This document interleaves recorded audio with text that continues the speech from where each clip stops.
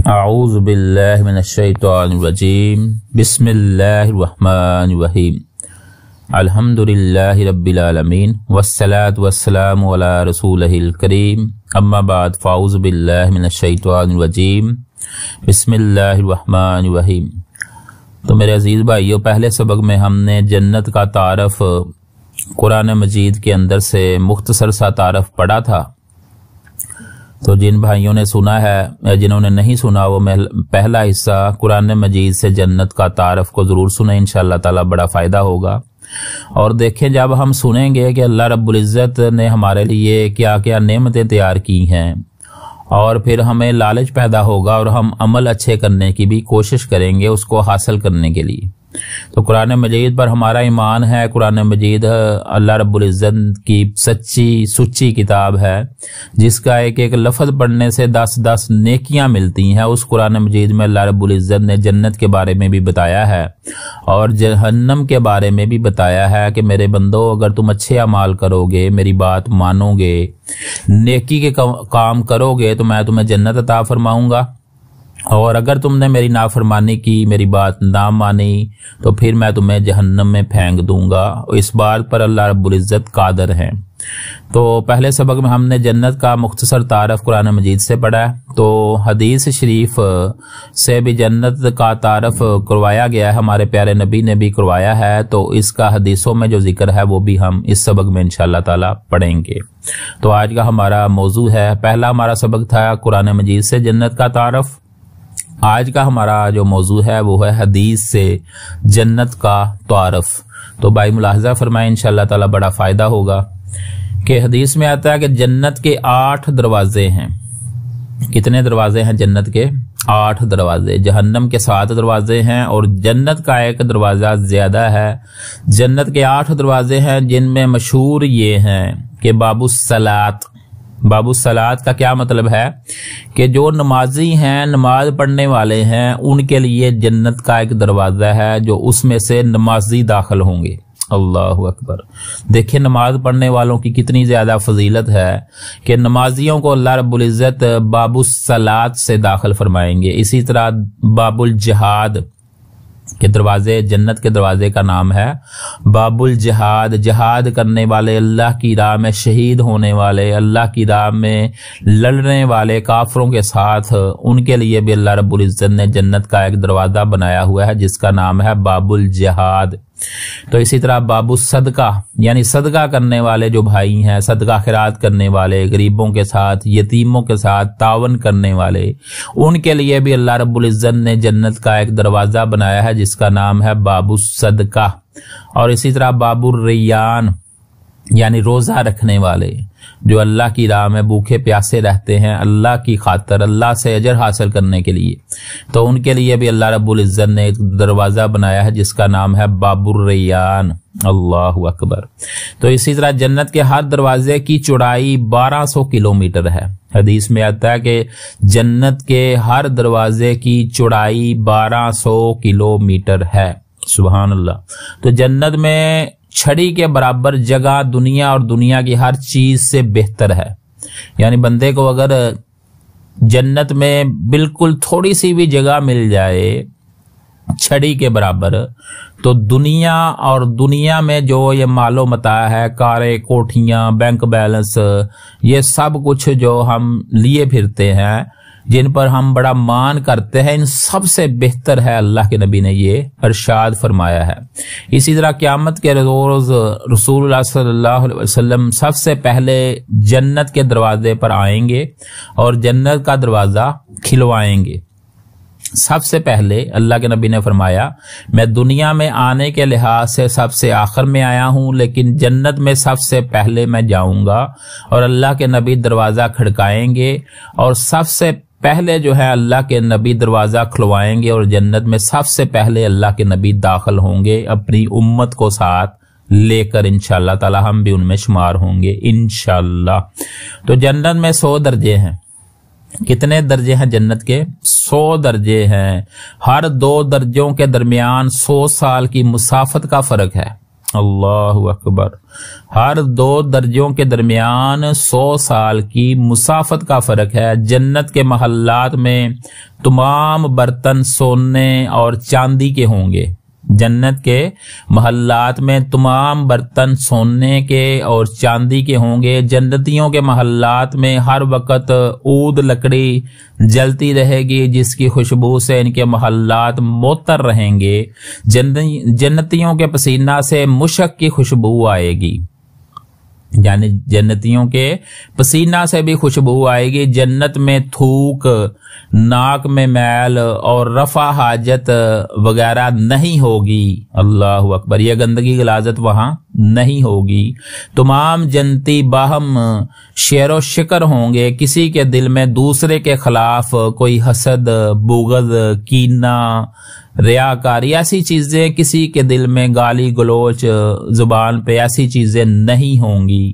اہل جنت ہر سانس کے ساتھ اللہ تعالیٰ کی حمد اور تسبیح کریں گے. یعنی جیسے ہم دنیا میں سانس لیتے ہیں، وہاں جب بندہ سانس لے گا آٹومیٹک ہی اس کے ساتھ تسبیح نکلے گی میرے بھائیو. اللہ اکبر. تو صحابہ کرام رضی اللہ تعالیٰ عنہم نے پوچھا، اے اللہ کے رسول صلی اللہ علیہ وآلہ وسلم، جنت کس چیز سے بنی ہوئی ہے؟ صحابہ کرام نے پوچھا کہ جنت کس چیز سے بنی ہوئی ہے؟ آپ صلی اللہ علیہ وسلم نے فرمایا، اس کی 1 اینٹ چاندی کی ہے اور 1 اینٹ سونے کی ہے. اللہ اکبر. دنیا میں بڑے سے بڑا امیر ترین بندہ، اس کے محلات جتنے مرضی کو ارب خرب پتی ہو، اس کی 1 اینٹ سونے کی، 1 اینٹ چاندی کی کسی کی بھی نہیں ہے اس دنیا میں.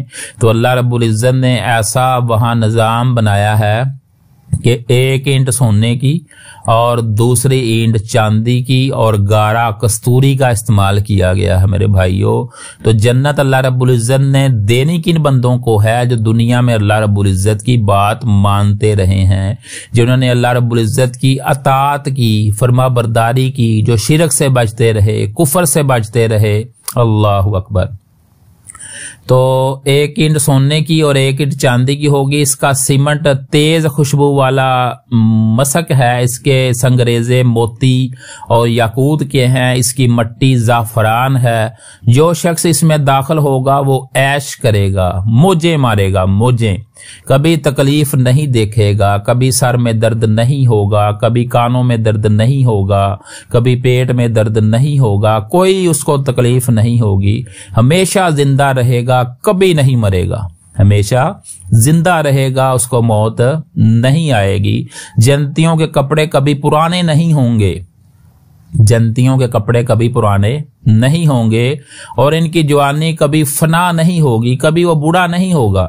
تو اللہ کے نبی نے ایک بوڑھی عورت تھی یا کوئی بوڑھا مرد تھا، اس کو فرمایا، مزاح کیا اس کے ساتھ کہ بوڑھوں نے جنت میں داخل نہیں ہونا. تو وہ عورت جو بوڑھی تھی بڑی اس کو محسوس ہوا، اس نے کہا، رونے لگی کہ اللہ کے نبی ہم نے کیوں جنت میں داخل نہیں؟ تو اللہ کے نبی نے فرمایا کہ جوان ہو کر جنت میں جانا ہے. اللہ اکبر. جوانی میں جنت میں جانا ہے، جوان کر دیں گے اللہ رب العزت. جو بوڑھا ہو کر بھی فوت ہوا ہے اس کو بھی جوان کر دیں گے. اللہ اکبر.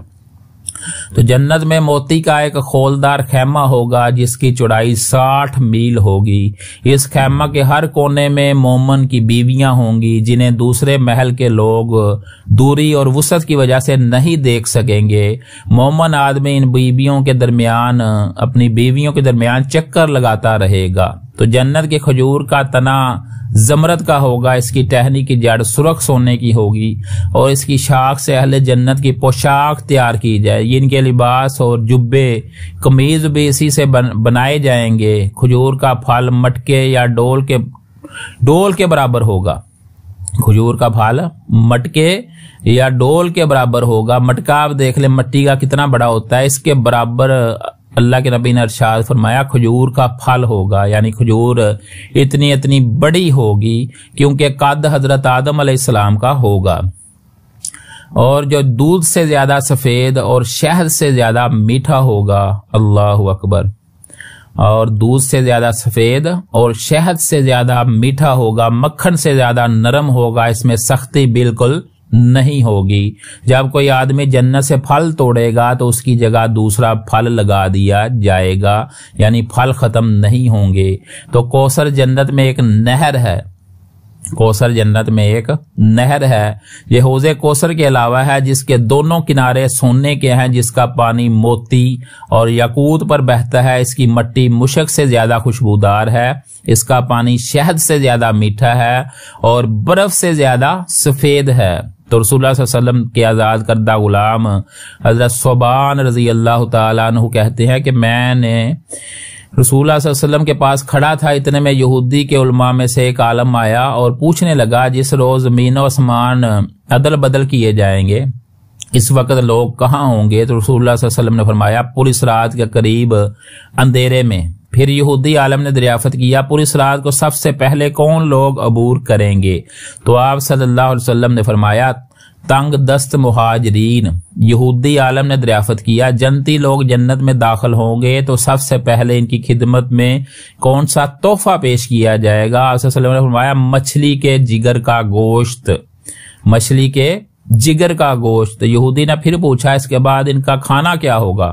تو آپ صلی اللہ علیہ وسلم نے فرمایا جنتیوں کے لیے جنت میں چرنے والا بیل ذبح کیا جائے گا، جنتیوں کے لیے جنت میں چرنے والا بیل ذبح کیا جائے گا جس کا گوشت انہیں کھلایا جائے گا۔ یہودی نے پوچھا کھانے کے بعد پینے کے لیے جنتیوں کو کیا دیا جائے گا؟ آپ صلی اللہ علیہ وسلم نے فرمایا سلسبیل چشمے کا پانی، سلسبیل چشمے کا پانی۔ یہودی عالم نے کہا آپ نے سچ فرمایا۔ پھر یہ آدمی چلا گیا تو رسول اللہ صلی اللہ علیہ وسلم نے فرمایا یہ ساری باتیں اللہ نے مجھے بتائی ہیں، یہ ساری باتیں اللہ نے مجھے بتائی ہیں۔ اگر جنت کی عورتوں میں سے ایک عورت دنیا میں لمحہ بھر کے لیے جھانک لے، جنت کی حور دنیا میں لمحہ بھر کے لیے جھانک لے تو مشرق و مغرب کے درمیان ہر چیز کو روشن کر دے، اللہ اکبر، اور فضا کو خوشبو سے بھر دے، جنتی عورت کے سر کا دوپٹہ دنیا اور جو کچھ دنیا میں ہے اس سے بہتر ہے۔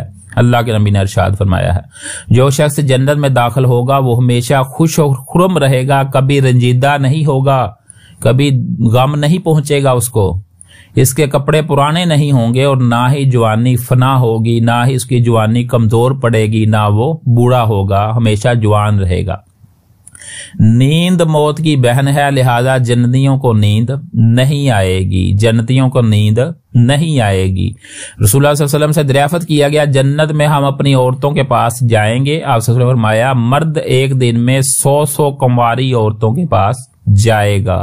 بلا شبہ جنت عیش و عشرت اور راحت و سکون، دلکش اور دل فریب جگہ کا نام ہے، لیکن اس کا ملنا صالح اعمال یعنی صالح عمل کرنے والے، نیک اعمال کرنے والے، نماز روزے کا اہتمام کرنے والے اور رضائے الہی کے بغیر ناممکن ہے۔ جیسا کہ ارشاد باری تعالیٰ ہے جو لوگ ایمان لائے اور نیک اعمال کیے وہی لوگ جنت میں جائیں گے، ہمیشہ ہمیش اس میں رہیں گے۔ پتہ چلا کہ محض ارادہ اور تمنا کر لینے سے جنت نہیں مل سکتی، بلکہ اس کے لیے نیک اعمال کا ہونا بہت ضروری ہے کہ بندہ اللہ کو راضی کرنے والے اعمال کرے۔ چنانچہ ہم نے اس کتاب میں 40 ایسے عمل درج کیے ہیں جن پر عمل کرنے سے بندہ جنت کا حقدار بن سکتا ہے۔ عمل سے ہی بنتی ہے بندے کی زندگی، جنت بھی اور جہنم بھی۔ یہ خاکی اپنی فطرت میں نہ نوری ہے نہ ناری ہے، یعنی جب بندہ عمل کرے گا تب ہی اس کو جنت نصیب ہونی ہے۔ عمل کے بغیر، اللہ رب العزت کی رحمت کے بغیر، اللہ رب العزت کے فضل کے بغیر جنت کا ملنا ممکن نہیں ہے، اور اللہ رب العزت عمل کرنے والوں سے ہی راضی ہوگا، اور نیک اعمال صالح اعمال کرنے والے، دنیا میں رہ کر اللہ رب العزت کو راضی کرنے والے، دنیا میں رہ کر اللہ تعالیٰ کو خوش کرنے کے لیے اعمال کرنے والے، ان کو اللہ رب العزت جنت عطا فرمائیں گے۔